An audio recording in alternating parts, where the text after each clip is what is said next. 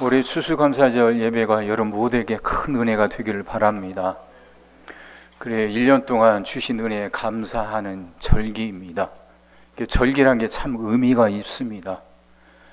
모든 시간은 똑같이 하루 24시간이지만 우린 절기란 이름을 붙여서 그 날에 특별한 의미를 부여합니다. 결국 삶이라고 하는 건, 시간이라고 하는 게 그 의미가 있을 때 특별해지는 거 아닙니까? 똑같은 24시간 흘러가는 같은 하루지만 우리는 이날에 추수감사절이란 이름을 붙여서 그 지나온 삶을 돌아보려고 합니다. 지나온 삶이 하나님의 은혜 가운데 있었음을 깨닫고 감사해보자 하는 것이죠. 근데 이것이 우리 삶을 바꿔놓을 수 있습니다. 그냥 의례적인 연례 행사가 아니라 정말 그날의 의미를 되새긴다면 우리의 삶의 물꼬가 바뀔 수 있습니다. 삶이 달라질 수 있습니다. 오늘 이제 본문, 오늘 이 추수감사절 예배에서 잡은 본문이 빌립보서입니다. 빌립보서에는 이제 별명이 있는데 기쁨의 서신, 기쁨의 편지란 별명을 갖고 있습니다. 4장까지 되지 않는 짧은 본문인데 이 안에 기뻐하라, 기쁘다, 기쁨 이런 단어가 18번이나 나옵니다.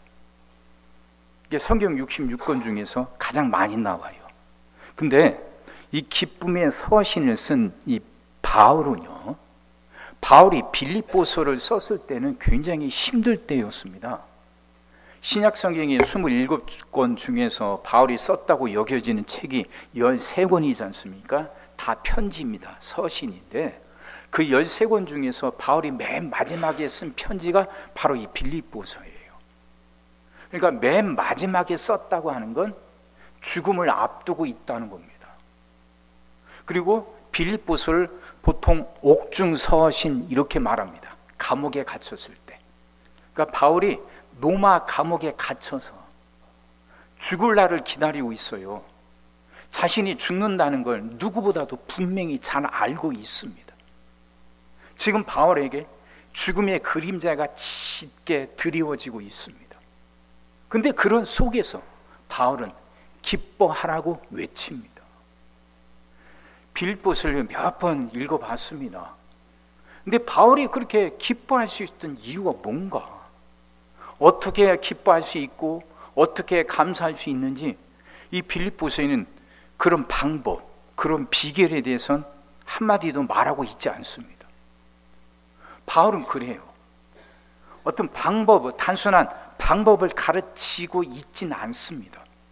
근데 찬찬히 읽어보면 죽음을 앞두고 있는 바울이 정말 기뻐하고 있다는 것, 그가 정말 행복해하고 있다는 것이 느껴집니다.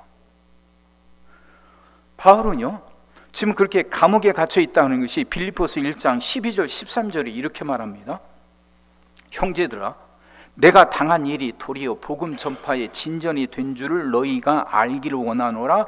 이러므로 나의 매임이 그리스도 안에서 모든 시대 안과 그 밖의 모든 사람에게 나타났으니, 감옥에서 시대에게 지금 둘러싸여 있는 거예요. 감옥에 갇혀서 감시를 받고 살아가고 있는 겁니다. 근데 그 속에서도 감사한다는 거예요. 또 바울을 방해하는 사람들이 참 많이 있습니다. 바울을 시기하고 질투하는 사람들이 참 많아요. 그들이 바울을 많이 그렇게 힘들게 하는데, 그들은 이제 1장 17절엔 또 이렇게 말합니다. 그들은 나의 매임에 괴로움을 더하게 할 줄로 생각하여 순수하지 못하게 다툼으로 그리스도를 전파하느니라. 그러니까 바울이 시기했는데 바울이 가는 곳마다 놀란 역사들이 일어나니까 똑같이 예수 그리스도의 복음을 전하지만 바울을 시기하는 사람들이 많이 있었단 말이에요. 바울은 예수님의 직계 제자가 아니지 않습니까? 바울은 예수 믿는 사람들 핍박했던 사람입니다. 그래도 그가 어느 날 갑자기 변화되어 복음을 전한다 하니까 바울을 싫어하고 시기하고 질투하는 사람들이 많단 말이에요. 그러니까 빌립보에도 지금 바울이 갇혀있는 그 로마에도 바울을 그렇게 싫어하는 사람들이 많이 있단 말입니다. 그러니까 그들로부터 많은 압박을 당하고 있어요. 그렇게 힘들어하는 상황입니다. 그가 얼마나 힘들고 고통스러운지 빌립보서 1장 23절에서 이렇게 말합니다. 내가 그 둘 사이에 끼었으니 차라리 세상을 떠나서 그리스도와 함께 있는 것이 훨씬 더 좋은 일이라 그렇게 하고 싶으나 이래요. 그러니까 그 둘 사이에 끼었다는 건 죽어서 하나님 품에 안기는 거하고 그래도 살아서 이 땅에서 하나님의 일을 하는 거하고 두 사이에서 갈등이 많다는 이야기죠. 고통이 얼마나 심했으면 내가 차라리 세상을 떠나서 그리스도와 함께 있는 것이 훨씬 더 좋을 거라고 그렇게 여겨질 만큼 그렇게 힘들고 어려운 상황이었다는 겁니다. 근데 그런 상황 속에서 바울은 이렇게 말해요. 오늘 본문이죠. 17절 18절 보세요. 만일 너희 믿음의 재물과 섬김 위에 내가 나를 전제로 드릴지라도 나는 기뻐하고 너희 무리와 함께 기뻐하리니 이와 같이 너희도 기뻐하고 나와 함께 기뻐하라. 이뿐만이 아닙니다. 빌립보 4장 4절 주 안에서 항상 기뻐하라. 내가 다시 말하노니 기뻐하라. 이유가 뭐냔 말이에요. 지금 당하고 있는 고난이 힘들어요. 바울은 20년 넘게 여행을 하고 있습니다. 여행을 했습니다. 선교여행 3번이나 하잖아요. 20년 넘도록 복음을 전했던 여행입니다. 지금처럼 숙박시설이 잘 갖춰져 있고 교통시설이 잘 갖춰져 있는 때가 아니지 않습니까? 또 바울이 가는 곳마다 환영을 받았던 거 아니잖아요. 심지어 누스드라라는 곳에선 도래에 맞아 죽을 뻔했습니다. 감옥에도 갇혀요. 풍랑도 만나요. 가는 곳곳마다 고난이 도사리고 있는데 그걸 마다하지 않고 선교 여행을 20년이 넘게 했어요.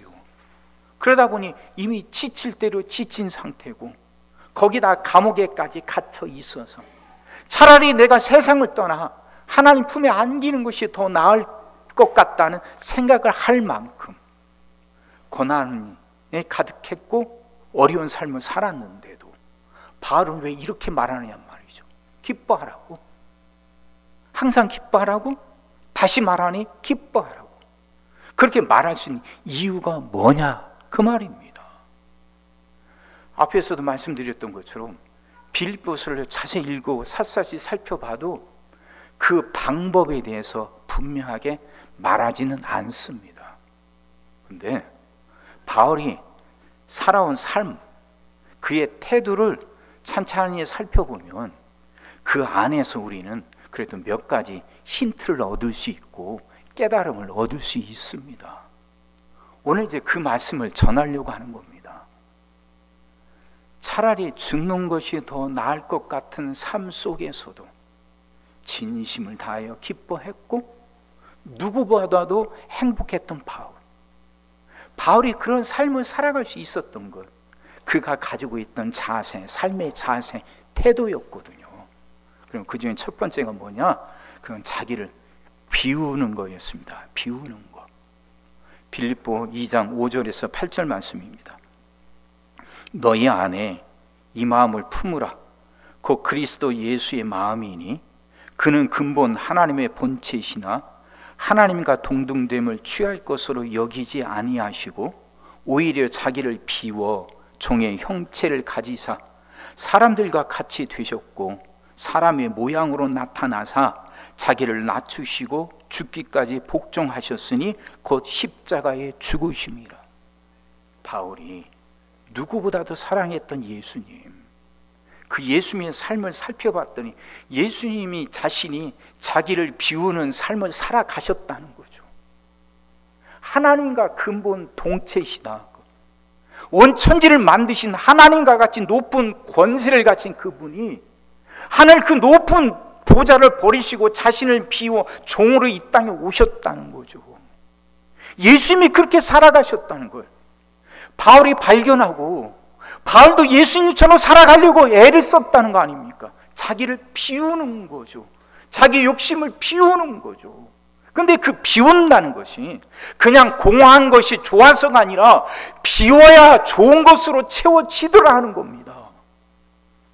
비워야만 예수님이 그렇게 자신을 비웠더니 그래서 종이 되셨고 십자가에 죽으셨는데, 하나님이 그런 예수님을 높이셔서 그 예수님 하나님 보좌 우편에 앉아 서서 계시게 하셨다는 거죠. 바울도 자기 삶 속에서 이걸 느끼고 고린도 후서에서 이렇게 말합니다. 고린도 후서 12장 9절입니다. 나에게 이르시기를 내 은혜가 네게 족하도다. 이는 내 능력이 약한 데서 온전하여 짐이라 하신지라. 그러므로 도리어 크게 기뻐함으로 나의 여러 약한 것들에 대하여 자랑하리니 이는 그리스도의 능력이 내게 머물게 하려 함이라. 바울이 자기 안에 있는 그 병이 있었습니다. 무엇인지 성경엔 분명히 나오진 않지만 학자들에게 간질이었을 것이다, 아니면 그 심한 두통이었을 것이다, 여러 가지로 말하는데 아무튼 몸에 가시가 있었습니다. 복음을 전하는데, 예수 그리스도가 이렇게 은혜를 주신다고 복음을 전하는데 자기 자신이 질병을 갖고 있으니까 은혜가 안 되잖아요. 그래서 이걸 고쳐달라고 그렇게 간절히 기도했는데 하나님이 듣지 않으셔요. 그러면서 하신 말씀이 이 고린도후서 12장 9절 말씀입니다. 나에게 이르시기를 내 은혜가 네게 족하다. 하나님이 지금 주시는, 바울에게 주시는 그 은혜가 바울에게 족하다는 거예요. 바울이 지금 그 육체의 가시를 갖고 살아가는 것이 오히려 바울에게 도움이 된다는 의미죠. 왜 그러느냐? 이는 내 능력이 약한 데서 온전하여 짐이라 하시니라. 하나님이 주시는 그 능력은 바울이 약해질 때 그 능력이 온전히 나타날 수 있다는 것이죠. 다시 말하면 바울이 자신을 온전히 비웠을 때 자기 안에 있는 욕심들, 야망들, 이것들 내려놓고 온전히 비우게 될 때 비로소 거기에 하나님의 은혜가, 하나님의 능력이 임하더라 하는 것이죠. 바울이 그걸 체험한 겁니다. 더 가지려고, 더 채우려고, 더 인정받으려고, 더 큰 것을 붙들려고 애를 쓰고 몸부림치며 뛰어오고 달려왔는데, 그가 다메섹에서 예수님 만나면서 깨달아지는 건 내 안을 채우는 게 아니라 비우는 것이 사는 길이라는 것. 그렇게 내 안을 비웠더니 비로소 거기에 하나님의 은혜가 채워지더라 하는 것이죠. 그러니까 비우는 건 단순히 텅 빈 상태를 유지하라는 게 아닙니다. 비운다는 건 그래야 더 좋은 것이 채워지기 때문입니다. 내 안에 있던 욕심들이 비워질 때 비로소 하나님의 은혜가 그 빈자리를 채우게 되는 겁니다. 바울은 이 경험이 있었기에 우리에게도 외치는 것이고, 이 경험이 바울로 하여금 그가 더 복된 삶을, 그가 죽음의 상황, 죽음의 그림자가 짙게 드리운 상황 속에서도 절망하지 않고 기뻐할 수 있었던 이유가 되는 것이죠. 베드로전서 5장 5절에서 6절에서도 베드로는 이렇게 말합니다. 젊은 자들아, 이와 같이 장로들에게 순종하고 다 서로 겸손으로 허리를 동이라. 하나님은 교만한 자를 대적하시되 겸손한 자들에게는 은혜를 주시느니라. 그러므로 하나님의 능하신 손 아래에서 겸손하라. 때가 되면 너희를 높이시리라. 자기를 비운다는 건 겸손해진다는 의미이죠. 젊은 사람들 의가 많습니다. 야망도 있죠. 아직 힘이 있으니까 뭐든 할 수 있을 것 같고, 그래서 자기가 가지고 있는 걸 자랑하고 싶어집니다. 교만에 찾아오기 쉽죠. 교만에 붙들리기가 쉽죠. 근데 그것이 어디 나이로 한정할 수 있습니까? 젊은 사람뿐만 아니라 이미 나이가 많은데도 여전히 젊었을 때처럼 거기에 붙들려 사는 사람들 많이 있지 않습니까? 그들에게 주님이 우리에게 그들에게 주님이 말씀해 주셔요. 순종하고 서로 겸손으로 허리를 동이라고. 하나님은 교만한 자를 대적하시지만 겸손한 사람들에게 은혜를 주신다고. 그래서 하나님의 능력 아래서 겸손하면 때가 될 때 하나님이 그를 높이신다고 말하고 있는 겁니다. 어거스틴 잘 아시죠? 제자들이 그 아우구스티누스에게 질문을 합니다. 예수님이 성경을 두 가지로 딱 요약해 주셨잖아요. 하나님을 사랑하고 네 이웃을 사랑하라, 네 몸과 같이 사랑하라, 두 가지로 딱 요약하셨잖아요. 그래서 그 제자들이 스승 아우구스티누스에게 물어요. 그러면 세 번째를 더 덧붙인다면 선생님은 뭐라고 하시겠습니까? 했더니 아우구스티누스가 그랬다고 그래요. 겸손하라. 겸손하라. 성경 전체를 세 가지로 요약한다면 하나님을 사랑하고 이웃을 사랑하고 겸손하라고 그렇게 말했다 합니다. 누구보다도 의가 높았던 바울 아닙니까? 그래서 자기 생각에 사로잡혀서 예수를 믿는 사람들 죽이겠다고 다메섹에까지 쫓아갔던 그가 다메섹에서 예수 만나고 나서 그의 삶이 변화됐다는 것 우린 너무나 잘 알고 있잖아요. 그렇게 변화된 삶을 그를 붙들고 끌고 갔던 힘 중에 하나가 자기를 비우는 거였습니다. 그래서 그는 그렇게 고백하잖아요. 사람들이 자랑하고 있던 것들이 다 배설물로 보이더라고. 로마 시민권을 갖고 있던 것도 가말리엘 문화생이란 그 높은 학벌도 이제 깨닫고 보니까, 은혜 받고 보니까 그것들마저도 배설물로 여겨지더라고. 가장 고상하고 가장 중요한 게 예수 그리스도를 붙드는 거라고. 그 겸손이 그를 높이지 않습니까? 사랑하는 성도 여러분, 우리 한번 돌아봅시다. 그리고 우리 삶이 그렇게 평안하지는 않습니다. 우리가 살아가는 이 세상 자체가 변화가 많잖아요. 변수가 참 많습니다. 그리고 이지러지고 어그러진 것들이 많습니다. 오늘 본문에도 그렇게 말하죠. 15절, 이는 너희가 흠이 없고 순전하여 어그러지고 거스르는 세대 가운데서 하나님의 흠은 넣은 자녀로 세상에서 그들 가운데 빛들로 나타내며. 우리가 살아가는 세상이 어그러지고 거슬렀어요. 뒤틀렸단 말이죠. 그런 세상 속에서 빛으로 살아가라고 하는데 그게 어디 쉽습니까? 우리가 사는 세상이 그렇게 힘든데. 그러다 보니까 감사보다도 원망이 나올 때가 많잖아요. 근데 이렇게 말해요. 그런 우리에게 바울은 비우라는 거예요. 겸손해지라는 거예요. 자기를 한번 좀 내려놔보라는 거예요. 그동안 붙들고 그게 전부 다고 이거 없으면 내 삶이 끝날 것처럼 여겨졌던 그것들 내려놔보라는 거죠. 그러면 그 빈 곳에 주님의 은혜가 채워진다는 거예요. 바울은 그걸 자신이 스스로 체험했던 사람입니다. 스스로 경험해 보니까 그게 얼마나 큰지를 아니까 감옥 속에서도 이제 형장이 이슬로 사라지고 목이 베어 죽임 당하게 될 걸 알면서도 그는 기뻐하라고 외칠 수 있었던 것이죠. 또 바울의 그 삶의 태도를 또 하나 보면요, 그 오늘 본문에도 나오는데 14절입니다. 모든 일을 원망과 시비가 없이 하라. 원망하지 마라 하는 거죠. 원망하지 마라. 앞에서 아까 읽었던 빌립보 1장 12절 13절을 다시 한번 봅니다. 형제들아, 내가 당한 일이 도리어 복음 전파에 진전이 된 줄을 너희가 알기를 원하노라.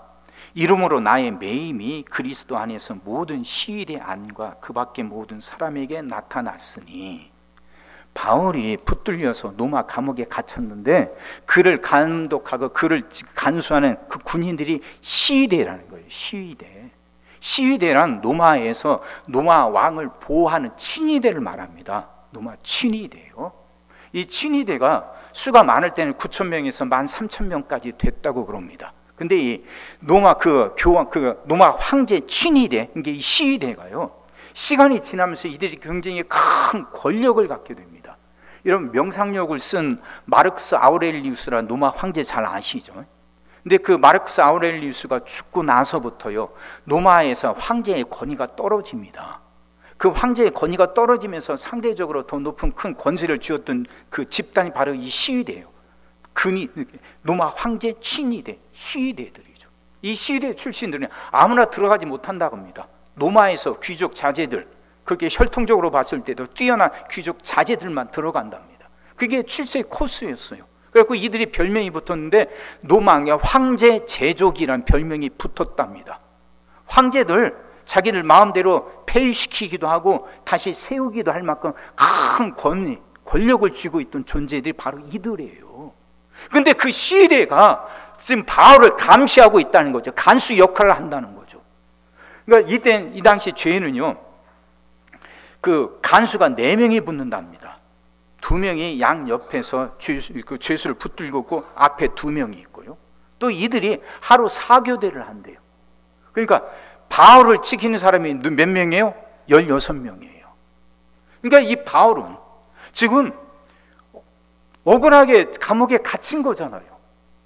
그가 죄도 없이 붙들려서 예루살렘에서 붙들렸다가 죽을 뻔하니까 내가 로마 시민이라는 시민권을 보여줘요. 그러니까 로마 시민권을 가진 사람은 함부로 죽이질 못하거든요. 그를 죽이려면 로마로 데려고 가서 로마 황제로부터 재판을 받아야 죽일 수가 있는 겁니다. 그게 로마 시민권이에요.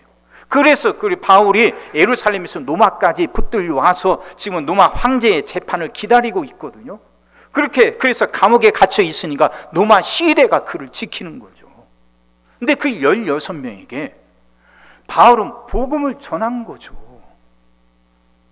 억울하게 누명을 쓰고 붙들려서 감옥에 갇혀 있지만 자기를 간수하는 16명의 시위대원들에게 복음을 전하니까 이 큰 권력을 가진 시위대들, 그래서 다른 어떤 이단, 다른 이방의 어떤 종교도 어떤 철학도 들어가지 못하고 자기들만의 똘똘 뭉쳤던 그들에게 예수님의 복음이 전파되기 시작했다는 겁니다.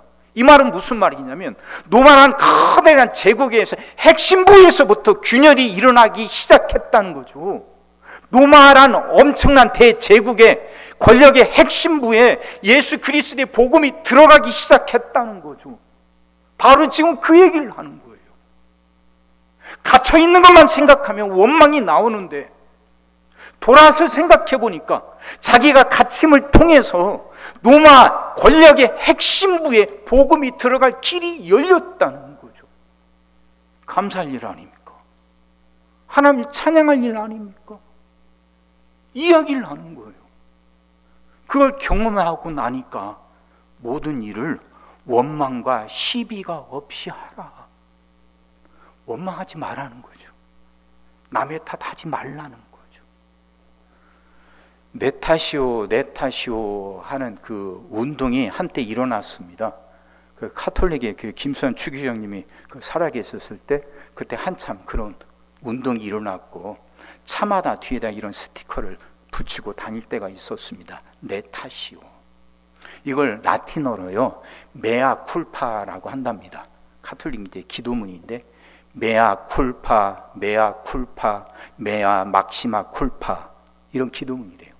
내 탓이오, 내 탓이오, 다 내 큰 잘못 탓이오 하는 말이거든요. 근데 2004년에 그 미국의 미시간 대하고 스탠퍼드 대에서 연구진들이 이제 모여서 그게 연구를 한 적이 있습니다. 조사를 했는데 기업들을 조사해서요. 그 기업의 총수들, CEO들 있지 않습니까? 그 CEO들의 태도하고 그 기업의 주가 사이의 연관성 이걸 조사를 했답니다. 그래서 논문을 발표했는데 그 논문 제목이 메아 쿨파입니다. 내 탓이오, 내 잘못이오 라는 거죠. 그럼 이제 어떻게 조사를 했냐면 그 미국에서 14개 기업을 조사를 했는데요. 이 미국 기업은 연말이 되면 연차 보고서라는 걸 낸답니다. 그러니까 그 1년 동안 기업의 실적을 보고를 하고 그 뒤에 CEO, 최고 경영자가 편지를 붙인대요. 이 기업 연차 보고서. 그걸 쭉 보니까 어떤 기업은 다 그 CEO가 내 탓이라고, 내가 잘못 판단했고 내가 준비가 부족해서 이렇게 됐다고 그렇게 말하는 CEO들이 있는가 하면 또 다른 CEO들은 이렇게 실적이 안 좋은 것은, 이렇게 된 것은 다 정부 탓이고 다 그 법령이 잘못 정비가 안 돼서 그렇고 뭐가 어째서 그렇고 이렇게 남 탓을 하는 사람들로 그렇게 둘로 딱 갈리더랍니다. 14개 기업을 조사했더니 CEO들의 태도가 이렇게 갈리더래요. 그래서 그 기업들의 21년치 재정 보고서를 다 조사를 했답니다. 어떻게 달라지는가? 한쪽은 내 탓이오, 내가 잘못해서 이렇게 됐다고 보고하는 CEO가 있는 기업의 성과와, 이건 내 탓이 아니고 남의 탓이라고, 다른 이유들 때문에 이렇게 됐다고 보고하는 그 CEO의 기업에 재정 보고했더니 놀랐더래요. 21년치를 조사했는데 내 탓이오라고 보고한 CEO의 기업의 주가가 일관되게 그 다른 기업보다도 일관되게 계속 높았답니다. 그리고 그 CEO의 리더십에 대한 신뢰도도 높았고 투자자들의 투자 의향도 훨씬 높았다고 그럽니다. 이게 객관적인 조사 연구 논문에서 나온 결과죠. 내 탓이오. 원망하지 않고 내 탓이오라고 그렇게 고백하는 CEO가 경영하는 기업. 기업은 이윤 창출이 최우선 아닙니까? 거기는 전쟁터 같은 곳이잖아요. 근데 그런 곳에서도 내 탓이오라고 고백하는 CEO가 있는 기업이 훨씬 좋은 성과를 내더라 하는 것이죠. 그러면 여기서 우리가 배울 것이 있지 않습니까? 사랑하는 성도 여러분, 지금 여러분의 처해 있는 상황이 어떠하든 왜 이렇게 됐는지 거기에 대한 이유들도 많이 있을 겁니다. 무엇 때문에. 근데 그것들을 우리는 남의 탓으로만 돌리고 있는가, 아니면 내 탓으로 여기고 있는가? 메아쿨파, 내 탓이오라고 고백하는 사람들은 그렇지 않은 사람들보다 훨씬 복된 삶을 살아가게 될 겁니다. 아니, 이미 그런 삶을 살아가고 있고 앞으로도 계속해서 그런 삶을 살아가게 될 것입니다. 감사한다는 건 결국 쉬운 일은 아닙니다. 특히 범사에 감사한다는 건 더더욱 어렵습니다. 근데 오늘 본문에 나타난 바울의 삶을 보면서 우리들이 배울 것들이 많이 있지 않습니까? 그 스스로의 고백에 그가 고백한 것처럼 차라리 세상을 떠나 하나님 품에 안기는 것이 더 좋다고 여기면서도, 그만큼 힘들고 고통스러운 상황을 살아가면서도 누구보다도 행복했고 누구보다도 기뻤기에 감히 외쳤던 그 기뻐하라고, 다 함께 기뻐하라고, 나처럼 기뻐하라고 외쳤던 바울. 그 바울이 그렇게 기뻐하며 살아갈 수 있는 분명한 해답, 분명한 방법을 제시하고 있지는 않지만 그가 살아온 삶을 통해서 우리가 배울 수 있는 것이 분명히 있습니다. 바울은 자기를 비우려고 했습니다. 욕심을 내려놓으려고 했죠. 근데 그렇게 비웠더니 그 비워진 그 공간 속에 하나님의 크신 은혜가 임하더라 하는 겁니다.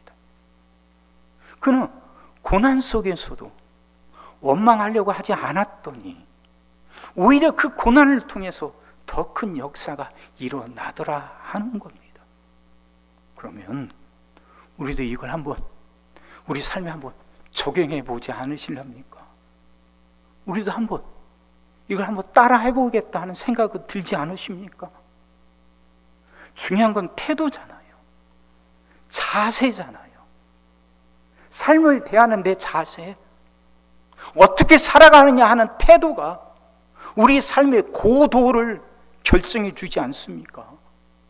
그럼 우리 이렇게 한번 해봅시다. 하나님은 좋으신 분입니다. 하나님은 언제나 우리에게 좋은 것을 주시려고 하는 분입니다. 이건 누가 뭐라고 해도 저는 제 삶을 통해서 분명히 깨닫고 있습니다. 하나님이 제게 주신 은혜가 그렇게 많았어요. 가끔 이야기를 하고 자꾸 이야기를 하는 이유는 다른 데 있는 게 아닙니다. 하나님에게 이렇게 은혜를 주셨다고 자랑하는 게 아니에요. 내가 만난 하나님을 여러분도 만나기를 소망하기 때문에 이 말을 찾고 하는 것이죠. 결국 목사의 역할이 뭐겠어요? 성도들이 하나님 만나도록 돕는 게 목사의 역할 아닙니까? 성도들이 하나님 은혜 가운데 살아갈 수 있도록 이끈 것이 목사의 역할이죠. 그러면 하나님이 제게 은혜를 주셨다면 그 은혜라는 건 하나님이 이런 분이라는 걸 여러분께 보여주라고. 하나님이 목사님에게도 은혜를 주셨다면 그 하나님 내게도 은혜를 주실 거라는 걸 믿고 그 하나님 붙잡으라고. 그 하나님이 은혜를 사모하라고. 그걸 보여주라고 하나님이 은혜 주신 거 아니겠어요? 하나님은 좋으신 분이라니까요. 하나님 우리에게 은혜 주시기를 누구보다도 기뻐하시는 분이라니까요. 그럼 이 하나님 붙잡읍시다. 그럼 이 하나님을 붙잡아 보세요. 그럴 수 있도록 먼저 자기를 비워야 됩니다. 자신을 비울 때 은혜가 임해요. 원망하지 말고 내 탓이요 메아 콜파라고 그렇게 되뇌며 살아간다면 하나님 우리 삶 속에서 분명히 놀랍게 역사하실 겁니다. 좋으신 하나님 붙잡고 은혜 가운데 복되게 살아가는 여러분 다 되시기를 주의 이름으로 축원합니다. 기도하겠습니다. 사랑의 주님, 오늘 주신 말씀이 은혜가 되게 하시고 깨달아지게 하여 주옵소서. 성도들이 좋으신 하나님을 만나게 하여 주시옵시고 은혜 주시기를 기뻐하시는 그 하나님 붙들고 은혜 가운데 살아가게 하여 주옵소서. 하나님, 성도들이 그 하나님 은혜 앞에 마음을 열게 하여 주옵소서. 그 하나님 내게도 똑같이 은혜 주신다는 걸 믿게 하여 주시옵시고 그 하나님 붙들 수 있도록 먼저 성도들이 자신의 마음을 비울 수 있게 하여 주옵소서. 자기의 것들로 세상 것들로 가득 찼던 마음을 비우게 하시사 그 비워진 그곳에 하나님 은혜가 임하게 하여 주옵소서. 이제는 내 탓이라고 메아 콜파 내 탓이라고 되뇌며 살아가게 하여 주옵소서.